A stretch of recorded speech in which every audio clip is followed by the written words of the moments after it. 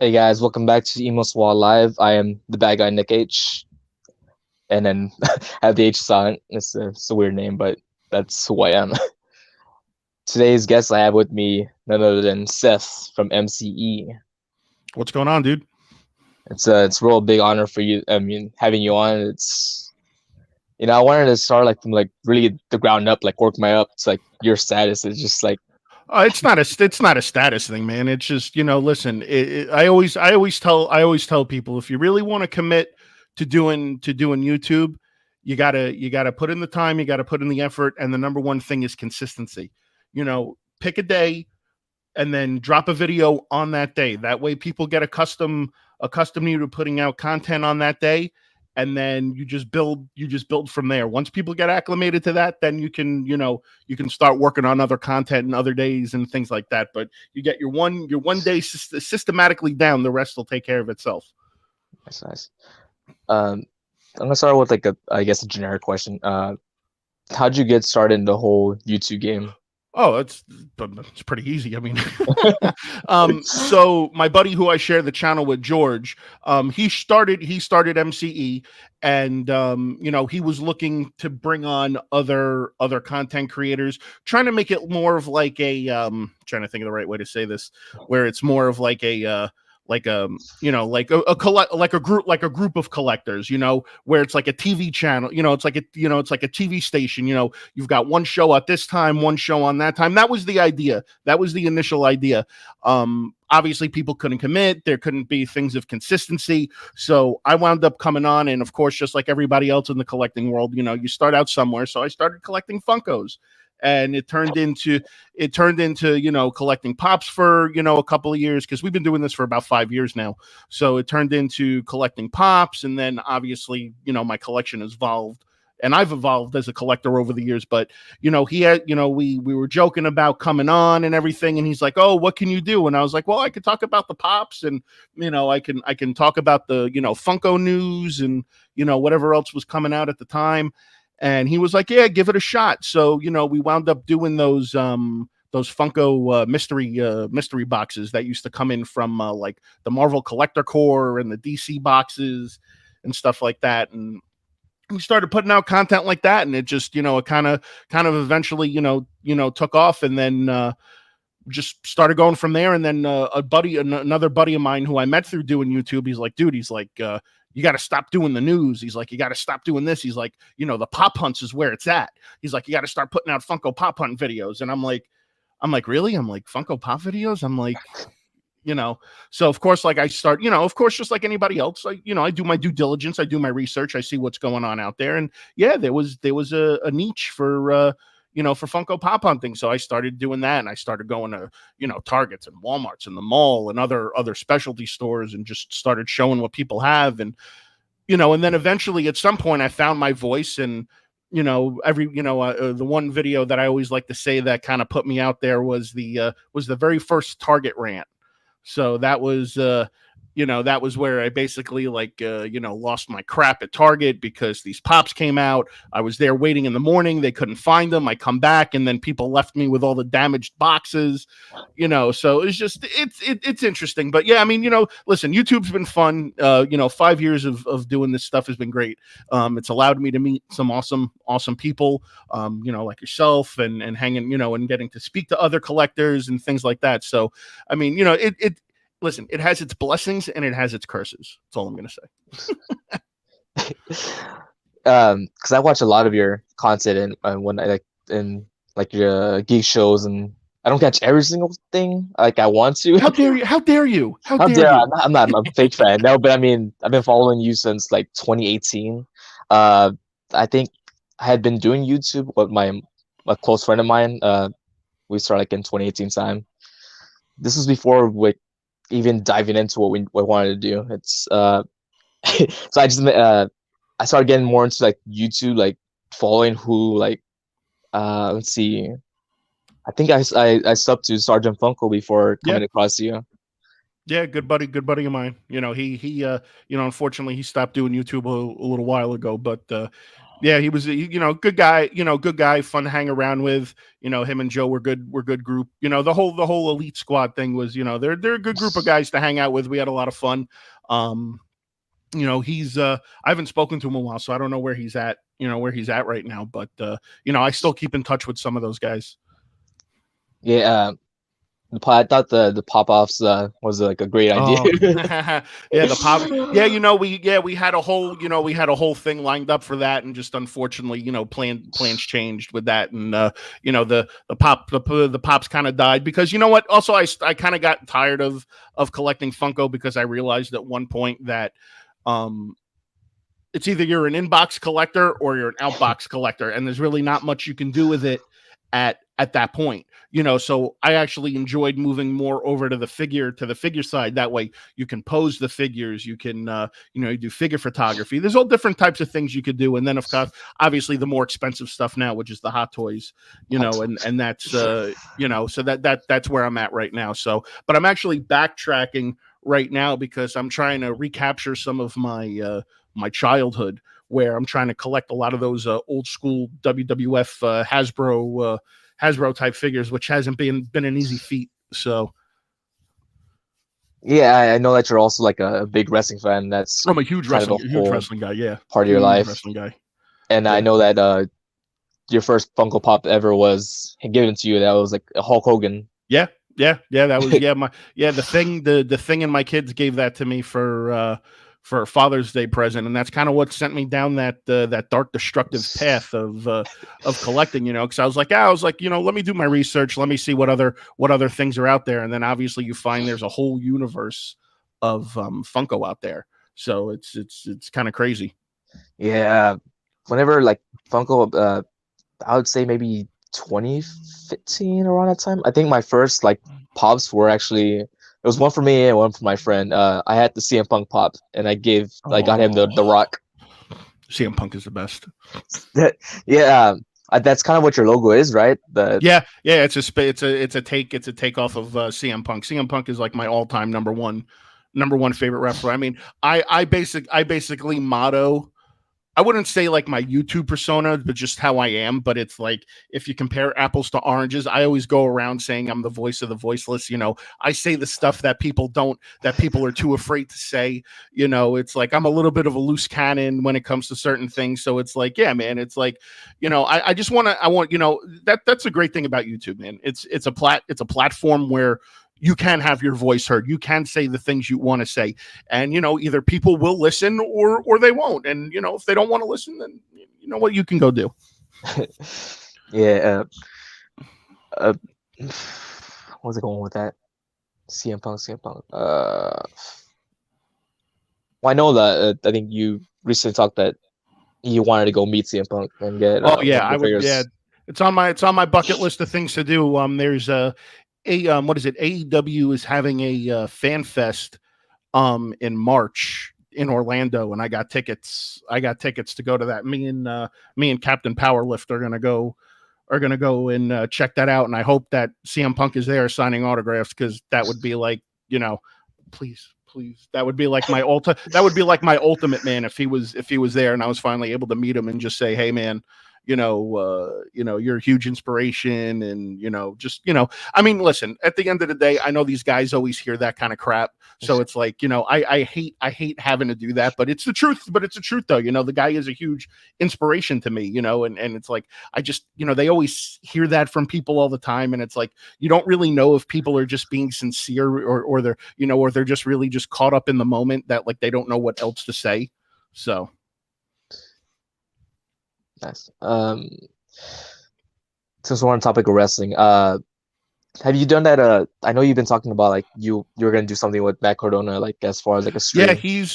So we're constantly in touch. It's just that he is at a rough schedule right now because obviously he just got married. Yeah. He like every other day he's doing something like with independent, with the independent wrestling scene. So it's hard to lock something down, but we are in constant contact through Messenger. So and he was actually kind enough to invite me on on an episode a couple of weeks ago of Boozing with the Toys and getting to hang out with him and Brian and Mark and everything. So that was cool. And he was like, "Hey man," he's like, "I'm gonna get to you, man." He's like, "I promise I'm gonna get to you." So it's cool. Obviously he remembers who I am, and and that's the one great thing about him. A lot of these guys lose track or lose the thought that, hey, if it wasn't for the fans, they wouldn't be where they are. So the fact that he's willing to take the time to again like speak to a nobody like me for a few minutes is is kind of cool. So but it's gonna happen. 2022, count it down, mark it down right now. It's gonna be the year of Cardona. I'm gonna get him on, and it's gonna happen, and everybody's gonna be like, yes, finally. Yeah, big things for everyone. I remember, I think I was messaging Rocco. Rocco the Great. You're familiar with him, obviously. Yeah, of course. Yeah, me and Rocco are good buddies. We talk all the time. I remember seeing you jump on live stream. I was like, whoa, like how does he know Rocco? Oh, so again, so it's all through mutual. It's all through mutual friends. So like one person reaches out to another person saying, "Hey, you should reach out to this guy and have him on." And obviously both Rocco and I being from New York, we have a lot of similarities, a lot of in common. So it's. I enjoy going on his live streams and chatting with him, man. Me and him always have a blast. It's fun. He's a good dude. Yeah, remember one of the you did it was like a spooky live stream. Oh yeah, we did the spooky Halloween thing, and I came dressed in as Billy. Was it Seth the Eyelash? Seth the Eyelash. That was the beginning of Seth the Eyelash. Yeah, Seth the Eyelash is laid to rest. There honestly, dude, there are some things on YouTube that are like not some of my finer moments, and that was one of them. I probably should just kept it like hush hush. Yeah, I should have just been like, yeah, I'm not going to do this. No, man, it was a once in a lifetime. I mean, it's good. Yeah. I don't know if we'll ever see Seth the Eyelash again. If you were there, you were exactly. If you were there, well, yeah. If you were there, you saw, because he takes down his live streams after he does it. After they happen. Yeah. So yeah, if you were there, you were there. If not, well, then you'll never see it again. I know he puts it back up, at least for the members. I'm one of the members on the channel. Also, I'm a member. It's your channel. Cool. Thanks, man. Appreciate the support. Yeah. Dude. So, I guess in every single video, you just see my name pop up on your videos. I remember looking at it was my name used to be on the last column of the to the right. Yeah, people always stop. People lose. People don't want to do that anymore, or we add people, so we're always rearrange. George is always rearranging the the names on the on that display that comes up. Yeah, I mean, $199. I mean, that's not really bad at all. No, I mean, listen, for $199, you get early access to the content. There's other things that we're working on, that we're trying to do. Through that too, you get discounts on merch and stuff like that as well. So, we're toying with some stuff. We're trying to bring some newer stuff to the table. I wouldn't say that we're trying to reinvent the wheel, but we're definitely trying to bring some newer stuff to the table. So, it's just not the same old content. I'm really digging your new your series that you kind of do. Would I say it's very similar to what I'm doing? What is it? The collector shot. Yeah, collector shot. Yeah, that's something I kind of it's kind of like a loose adaptation. If you've ever seen Hot Ones. The hot wings. It's kind of like a loose adaptation of that. So I figured, okay, what can we do where I can interview people and have fun at the same time? Hey, you know what? I got an idea. Let's take some shots. It might loosen people up, and we get some dirt and talk about some other stuff. So yeah, I've had fun doing that. I've had my one of my closest friends, OG Geek on. We just did the one with Ken Pool. I just dropped the one the other day with my other buddy Big Dub. I got one dropping this week that I did with Greg Cook, and that was actually really cool, because that was what we were saying before. This was factually the first time that I've actually spoken to Greg. So it was actually really cool. And come to find out, our personalities are kind of the same. We have a few things in common, and we enjoy a lot of the same stuff. And that's the whole thing about collecting. It's you meet people from all walks of life. Yeah, I've enjoyed every single one of your episodes as dates to dates. And besides, I'm trying to be a little bit more professional, man. I'm trying to, I'm trying to show people there's more to me than just fart jokes, Yeah, this is a more serious side of Seth. I really like it. Like OG, if from memory, if I believe, he was he came across you by viewing you like on one of your videos. Like he was yeah, his kids actually stumbled across me. He tells the story the best. So I'll try to duplicate it the best that I can. So he would always tell the story about like how his kids were like, hey dad, we got to go get these Funko Pops, and he's like, why? He's like, oh, look at this guy on TV. And Mike would be like, all you hear is what's popping, everybody, and ever since then he was he was hooked. And then again, just like most people, you reach out to somebody, and he reached out to me. He said, hey man, he goes, I watch your videos and I really, my kids and I really enjoy them. He's like, if you're ever down to hang out, let me know. And we wound up hanging out, and here we are almost 3 years, 3 years later. It's and he's turned out to be one of my closest friends. Yeah, he's really. I mean, I've never met him in person, but just experiencing some of the just like the chemistry with everyone that you do videos with, seems like a really cool dude.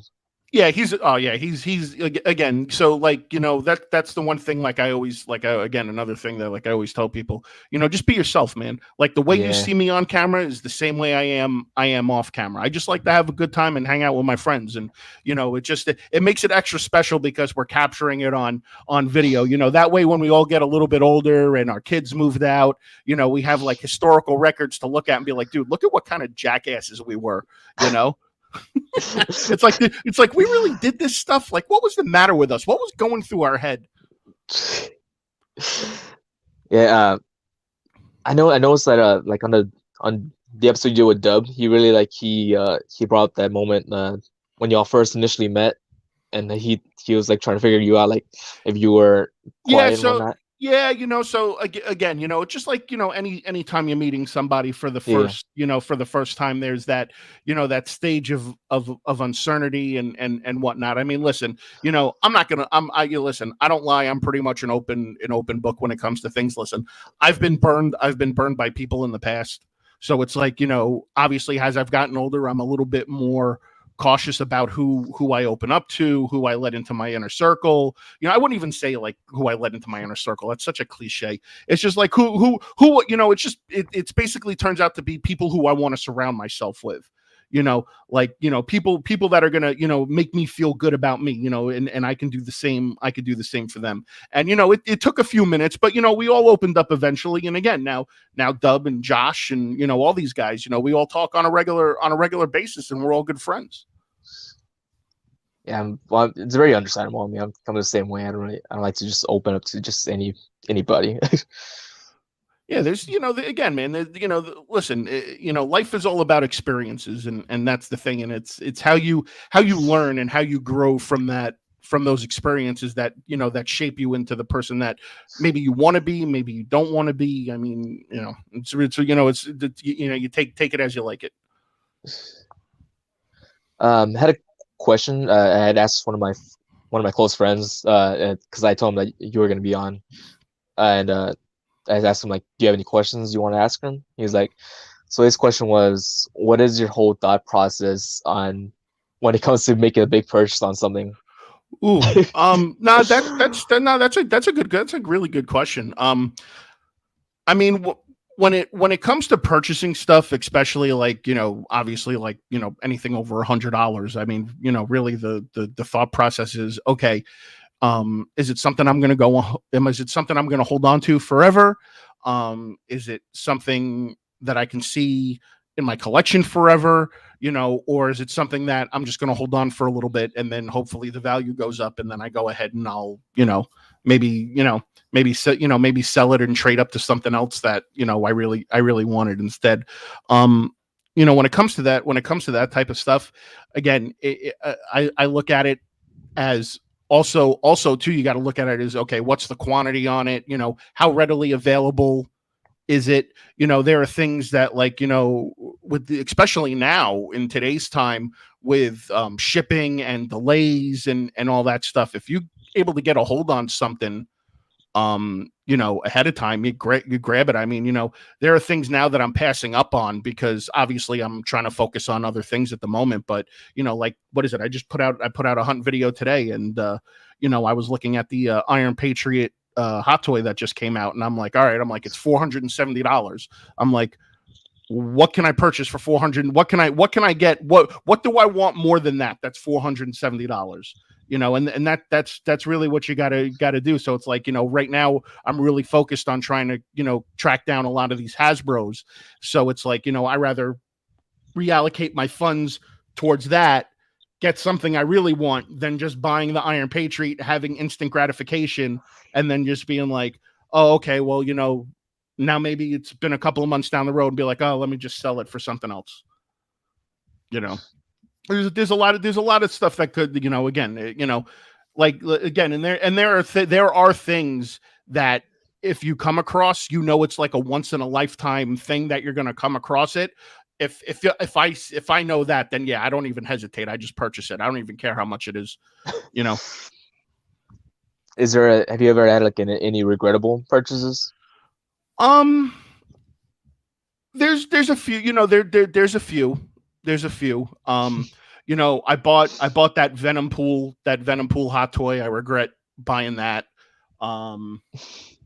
There's a few hot toys I regretted buying. There was also, like a few wave of Marvel Legends figures that I was like, I regretted buying, but I bought it just because I wanted to build a figure, so it's like, again, the positives have to outweigh the negatives at some point. But, again, you learn that the more you get into collecting, the more the more you purchase stuff, the more you see what goes on, you're gonna learn. And I've learned as a collector. I'm at the point now where I just don't go out and just buy stuff for the sake of buying it like I used to do, where I just make impulsive purchases. Now my purchases are a little bit more on the strategic side.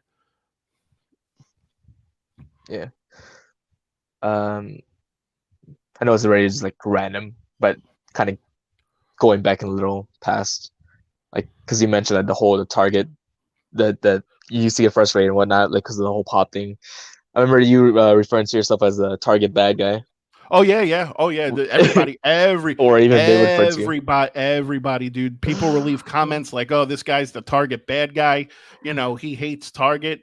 I mean, listen. Once I stopped collecting pops, Target was a lot easier to deal with. It was. Listen, it was fun. I mean, there's a Facebook group called Confessions of Target Employees. And it's like, I posted that one video about like, how much I hate Target and, finding pops. Dude, somebody, I guess one of my friends was in that group somehow. And you saw my video posted front and center in that Facebook group.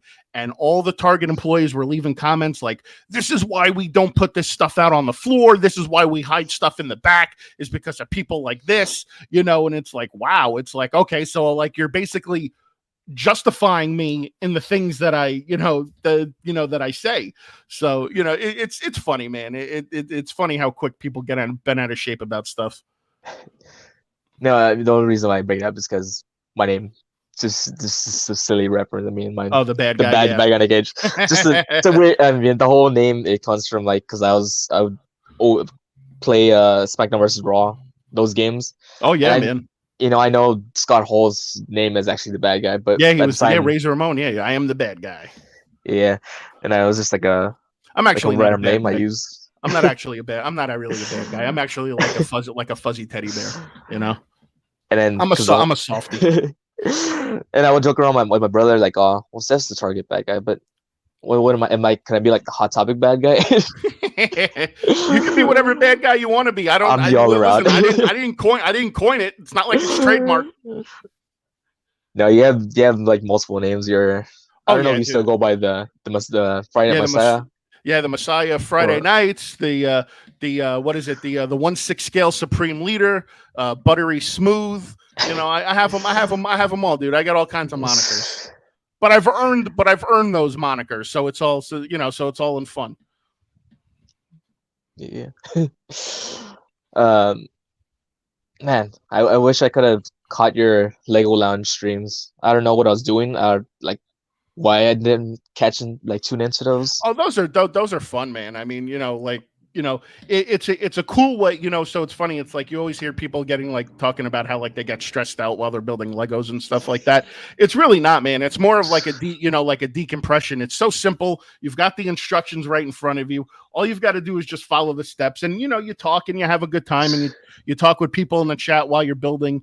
While you're building something. I just got the what is it? The last one that we did was the Daily Bugle, and that was a lot of fun. I actually got to put up a poll on the chat tonight when I'm in the community. When I'm done, I got to let people vote on what I'm going to build next for the next round of the Lego Lounge. I've got I've got the Batmobile.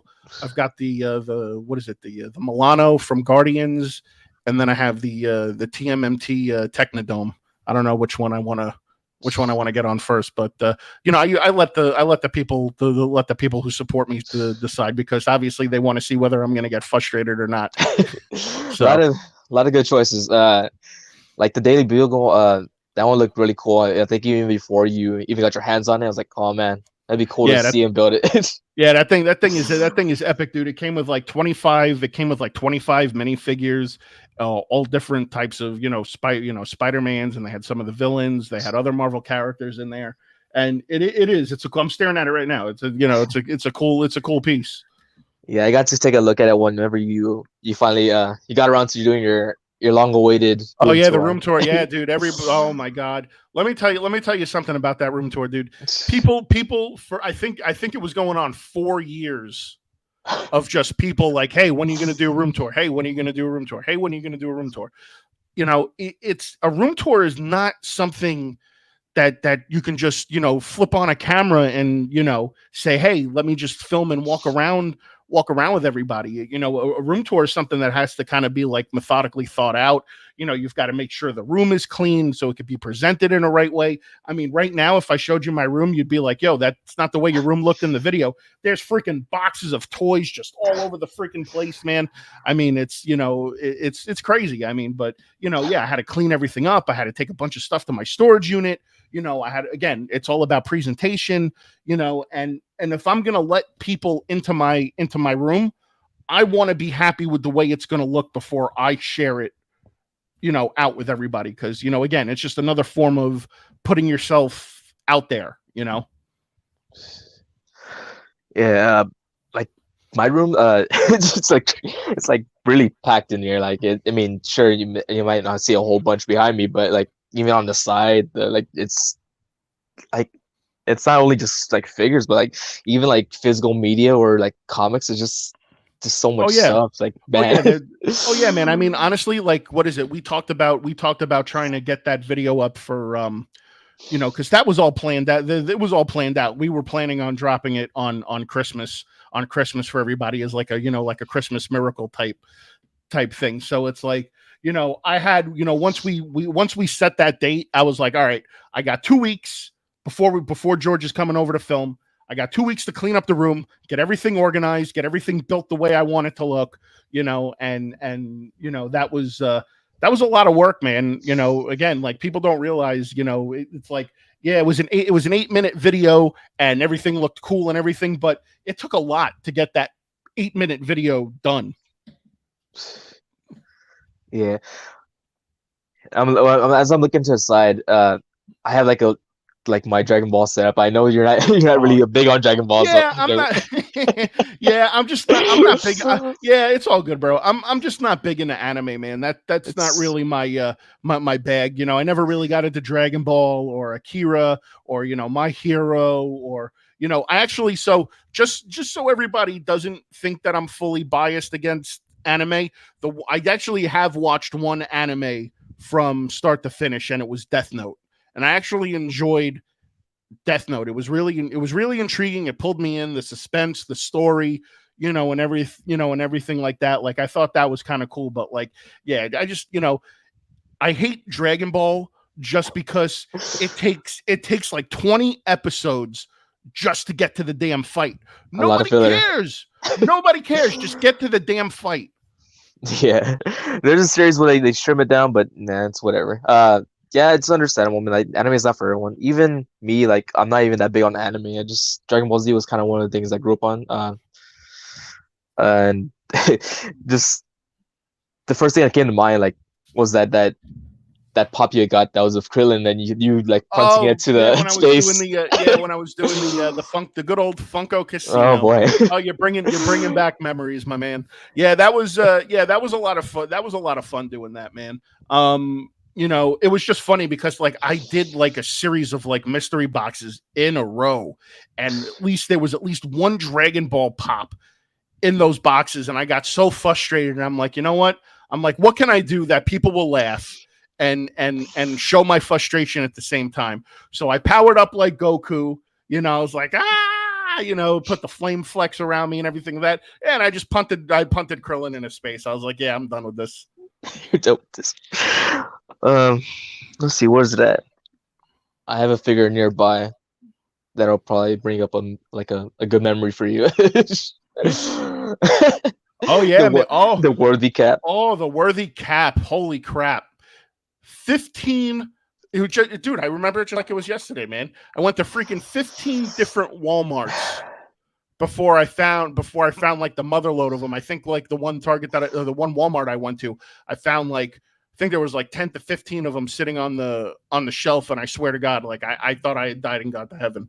I was like, that whenever you found it, and then you had the Team America thing. Oh yeah, the Team America, and I was dancing in the aisle. Yeah, man. Yeah, dude, it was listen, we all know as collectors, if there's a figure out there that we really want, we will go to extreme lengths to go and try to find it. So I mean, like, who do you know of that would have gone to 15 Walmarts, to try to find a freaking Marvel Legends figure? I mean, when I'm saying it out loud, it sounds kind of ridiculous, but but again, like when Captain America's my jam, dude. That's my guy. That's my guy.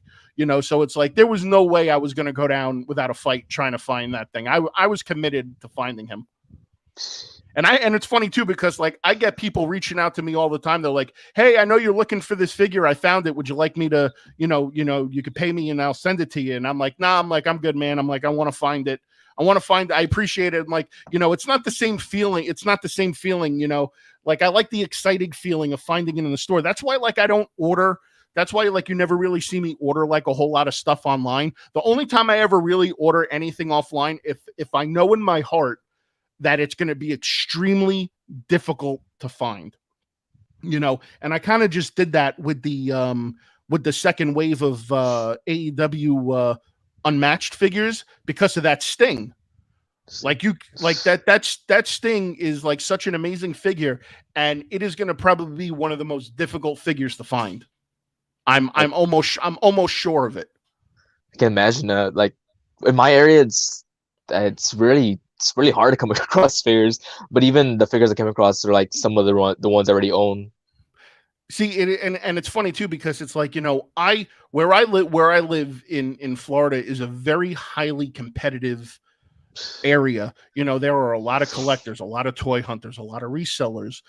So it's dog eat dog. Where I'm at. So it's like Ricky Bobby. If you're not first, you're last, and and it sucks. It sucks that it has to come to that. But why do you think in my videos you always see me hit up like 5 to 6 Targets, 6 to 7 Walmarts? Because I gotta find what I'm looking for. Yeah. Also, like the whole thing, like it's better to find in person because, like, not only for the thrill of the hunt, but also condition wise. I mean, unless you're just gonna take it out of the package, but if you're inbox, yeah, I mean, if you're an inbox guy, yeah, you want to know that what you're getting is mint and not worrying about it, getting damaged in shipping and stuff like that. Yeah, like I don't know. I was always an in-store type of guy, but then I started using like Amazon for certain things, not every single thing, but certain things. Well, there are some things that you have to get off of Amazon because it's an Amazon exclusive. Like all those WWE Ultimate Edition figures, they have that Hulk Hogan and that Jeff Hardy that are only exclusive to Amazon. They had that Rock that was exclusive to Amazon. That rock, when it came out, was like only like $30. You can't find that rock now for less than $250. Yeah, as far as the Ultimates, I only own 4 of them. I wish I could, like start a whole I have them collection. all. I have every single I one of them. know. I got very fortunate. I got very fortunate that, again, somebody reached out. So again, when somebody reaches out to me, there with certain things, I entertain it.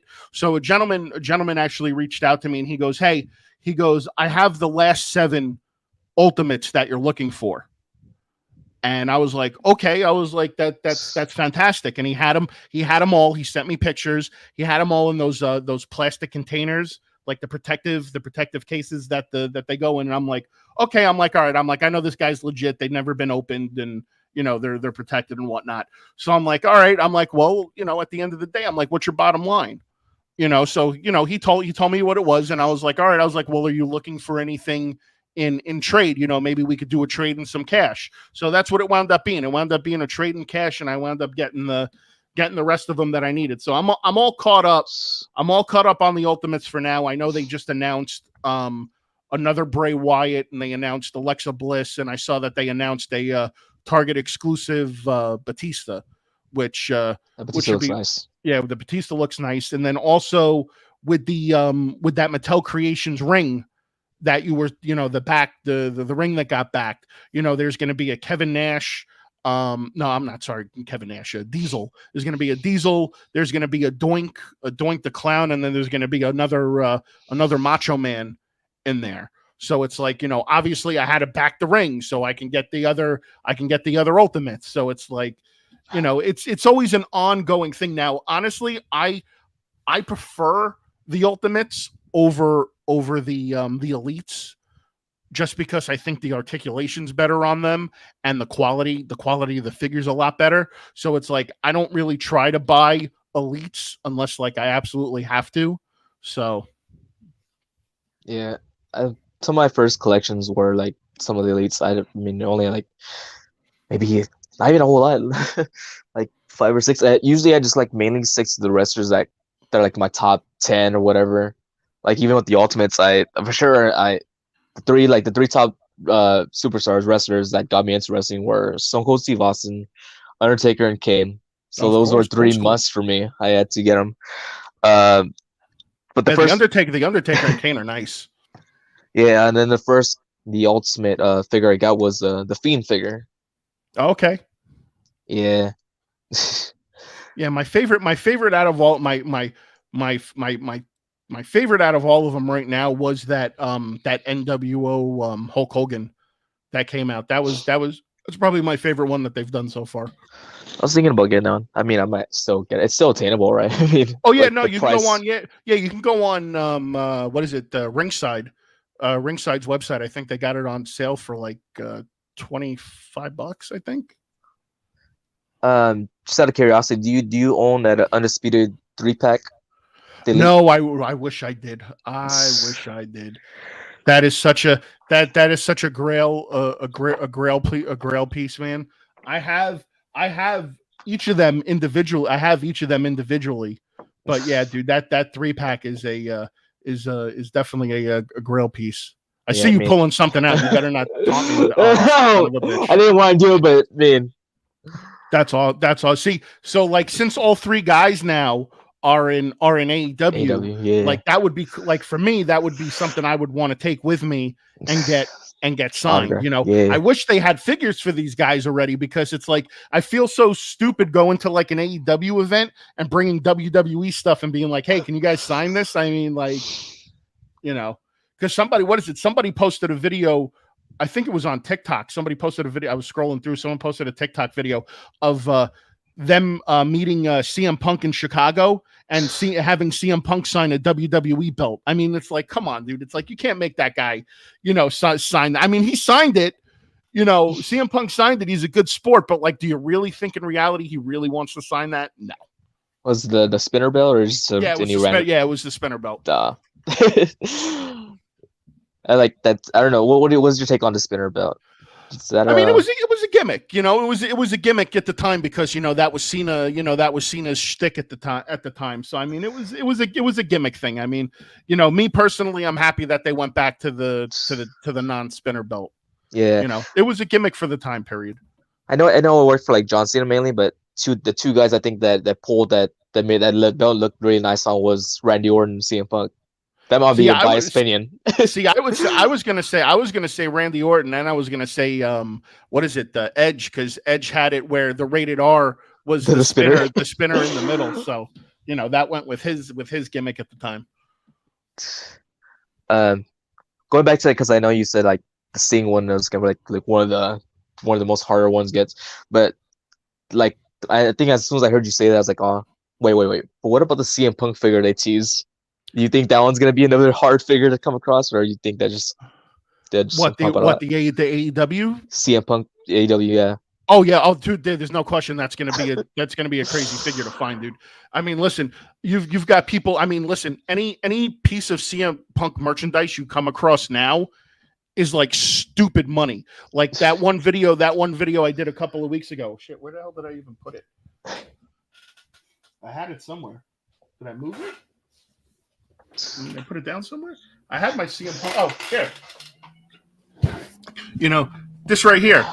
Old school. This is Elite Series 29, dude. This figure right here was $120.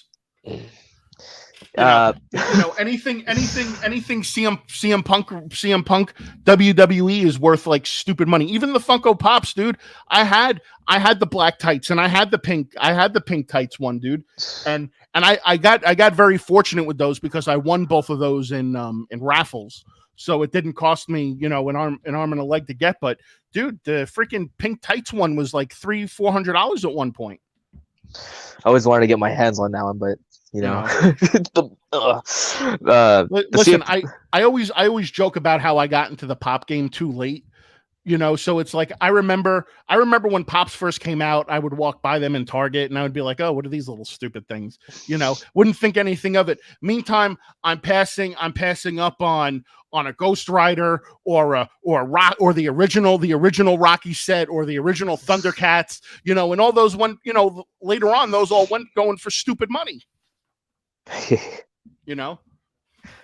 was gonna maybe besides that story, not really a story. It was like more like the first pop I actually got was CM Punk. But going back to that, I sold that CM Punk's my best friend, which was like a really dumb idea. But at the time, I was like, I didn't think the value would go up. I was like, and I'm the type of guy like if I want something, I'm just gonna get it back again.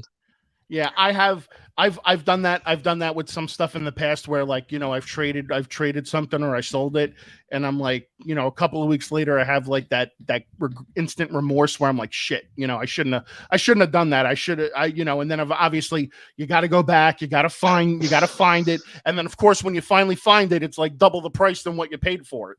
Yeah. It's when I got it, it was like 120. I was like, oh, but now it's like what, 200? Yeah, now it's just like this common one. Well, what is it here? I'll tell you right now. Let me see. Yeah. Well, go on the good old Funko app. Let's see if it still likes me. How long has it been since you used that app? Forever. CM Punk. All right. So the black tights CM Punk is $220 currently. The pink tights one is now up to $410. So wrap your head around that, Yeah. Well, it's like he's sitting there now. He's like, "Oh man, instant remorse. I should have never sold it." Yeah, the first time. I mean, I have it now, but it's still that man. Well, do you have it in box or out of box? I have it in the protective case. And that's where it should stay. Like some of the stuff I have like on the side are like just like.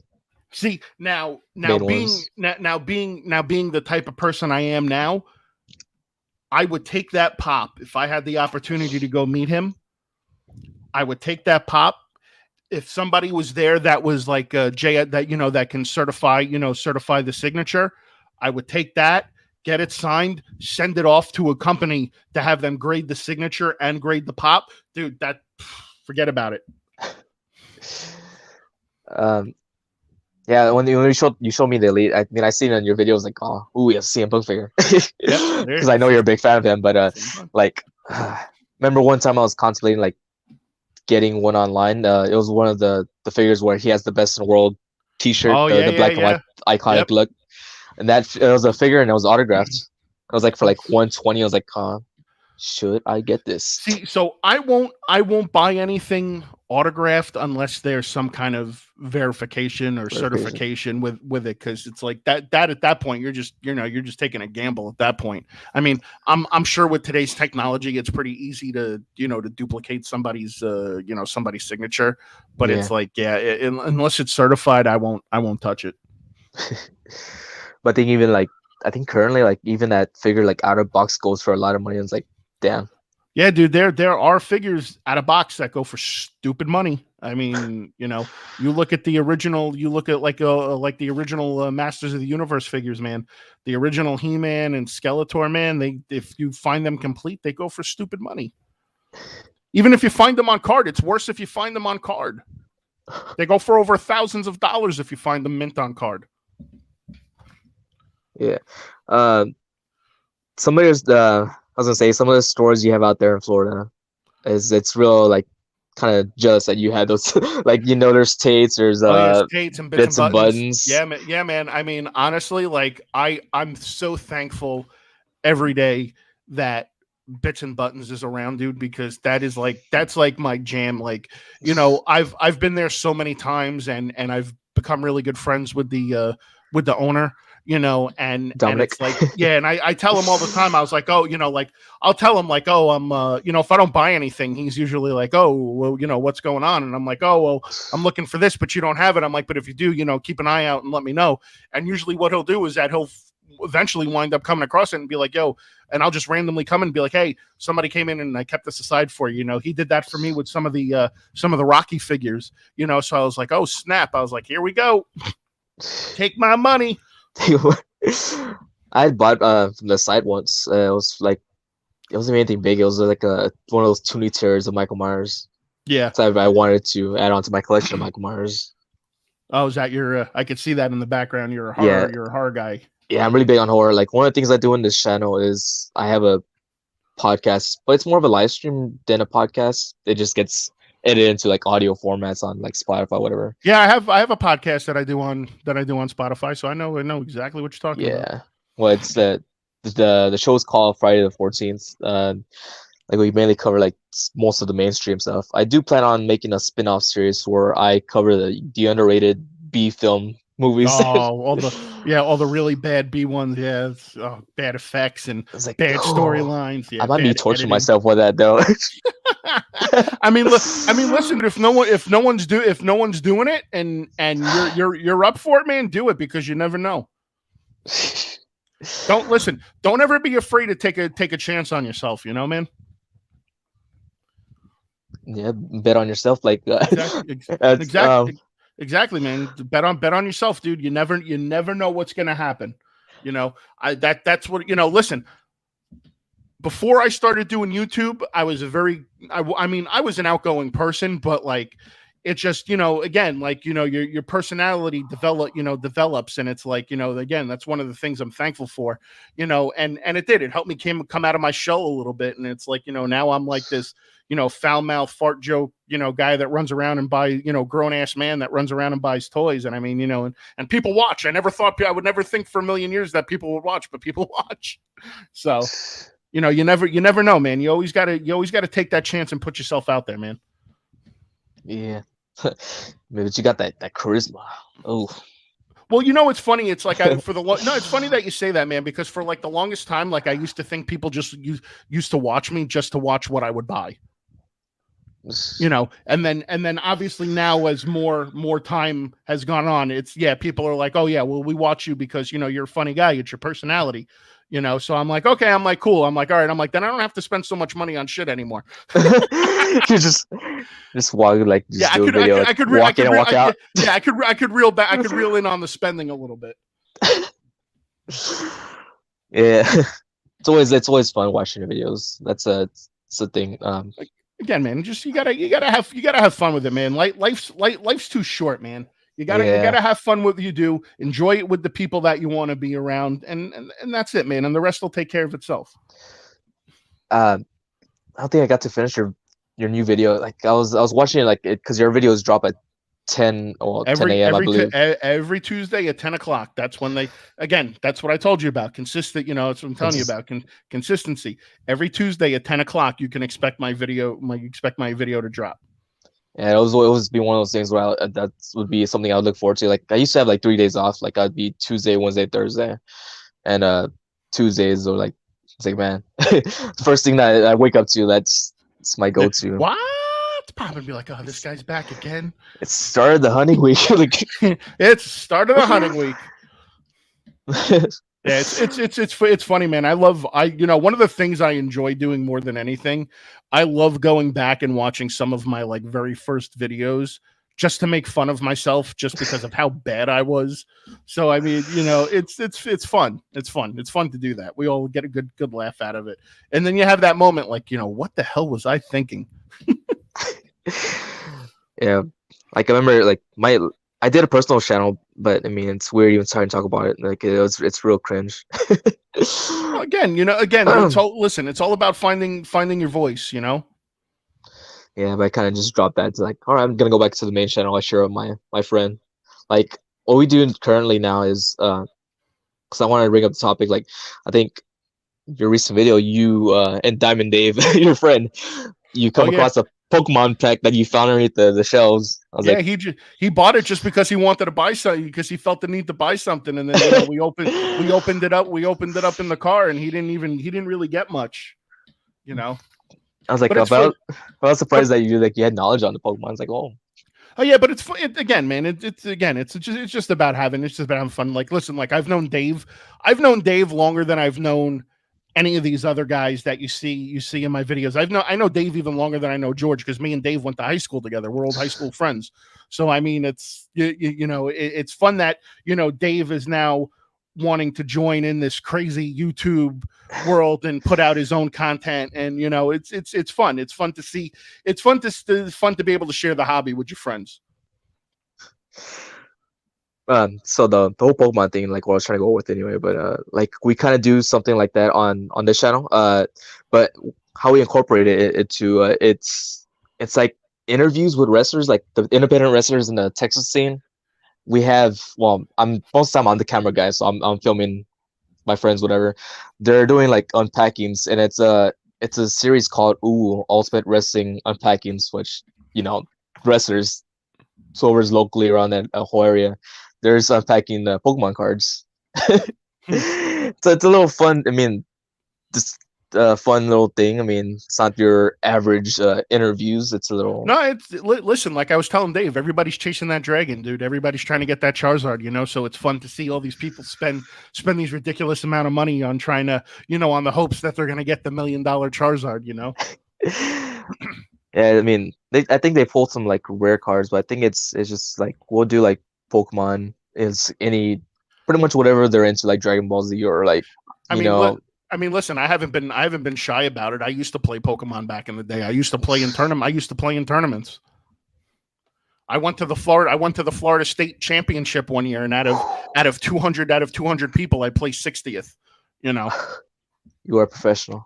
It was fun. No, it was fun though. I mean, well, I shouldn't say that though, because I wanted to choke the shit out of this little kid that I was playing. Because the matches are timed. There's a time limit on the match when you're at these tournaments. So, you've got to whoever wins the most matches within that time frame obviously moves on. And me and this kid were one match apiece, and he was just drawing out the time, just so we can end in a tie, and, and it just pissed me off. I'm like, play your damn cards. I'm like, let's go, and the kid knew I had him cornered. So he was just drawing out time. I even yelled at the ref, because they have referees that walk around. I'm like, this kid's like holding up the clock. I'm like, let's go. Everybody that's watching this right now be like, God, this dude is so petty. I mean, it's all about competition, man. You gotta have that. that drive. Listen. When I play, listen, I've played sports growing up. I played when even playing video games with friends. Again, yeah, that competitive nature, comes out. Now, it might not always show the best side, and it might not always show the ugly side. But again, there is the drive that, hey, I want to win this. And that's what I was trying to do. I went in there with the mindset. I spent weeks actually preparing for that tournament, building different decks and putting different cards in and swapping out to finally what would work best for what I wanted to do. I mean, I wound up going in there playing a dark water deck, and I had what was it, the Seismitoad? I had the Seismitoad EX, and all the Pokemon kids would get pissed at me because my whole deck was all hollows and full arts. So they were like, why are you ruining these full art cards by playing them? I'm like, this is exactly why. I'm getting into your head, so it's like, but yeah, man, I mean, I practice. Again, it was trial and error with the different decks. I had a deck that I went to the tournament with, and I thought it was a solid deck, but yeah, that time that kid wound up screwing up my rankings. Here's a little, I feel like it's kind of embarrassing to say, but I always fantasize like what would it be like on the like if I was ever, I guess, on the geek show. Like I feel like I wouldn't. It's like I'd be like, I wouldn't even know what the hell to say. I mean, I again, man, I mean, I don't how long have you been doing YouTube for? Let's see, we're going on like on almost like what 4 years. We started like in 2018, maybe September-ish. Yeah, man. It's just, again, you just got, it's about comfort. You gotta, like, listen. So it's like, just so everybody knows. And again, it's about being transparent. There is a lot of preparation that goes into that show, so the conversations can flow. So again, it's about doing your homework, doing your due diligence, knowing what pieces we're going to talk about. That way, that way, we can make the show entertaining and also give, provide people with information that they might have not known. So, it's just not, we all just jump on and, whatever happens. No, I mean, it's really well constructed. I love the whole displayer nay and, just the whole conversations y'all have. Oh yeah, I mean, we had, what is it? One of my favorite geek shows was one of the last ones we did where it was just me and George, and it wound up going. We were talking about the last blockbuster in the world that's in Seattle, and then it wound up turning into talking about adult movies, and then it turned into a conversation about parents doing it, and then it turned in, it's just quick. It's just so weird, like how quick the conversation just went from 0 to 60 like that,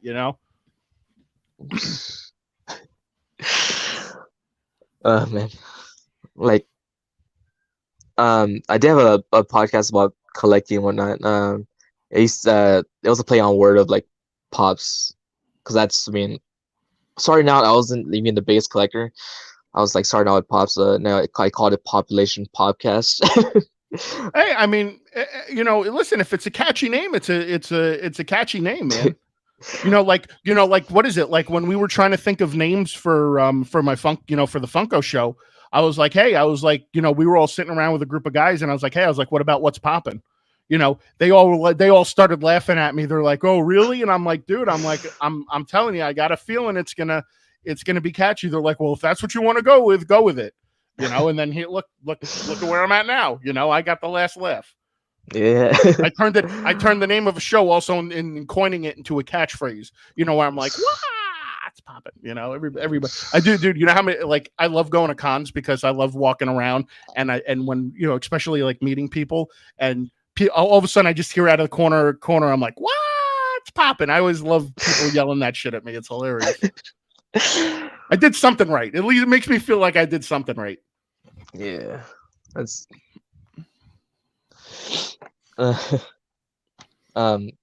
like I had two like different shows. One of them was like it would be about like what we got like picked up in the week or like the 2 weeks or whatever. Anyways, and there was another second show. Like we only had two of these a month. The second one was more like having local, like whoever the collectors around here would have a guest on, and like how they got started and whatnot.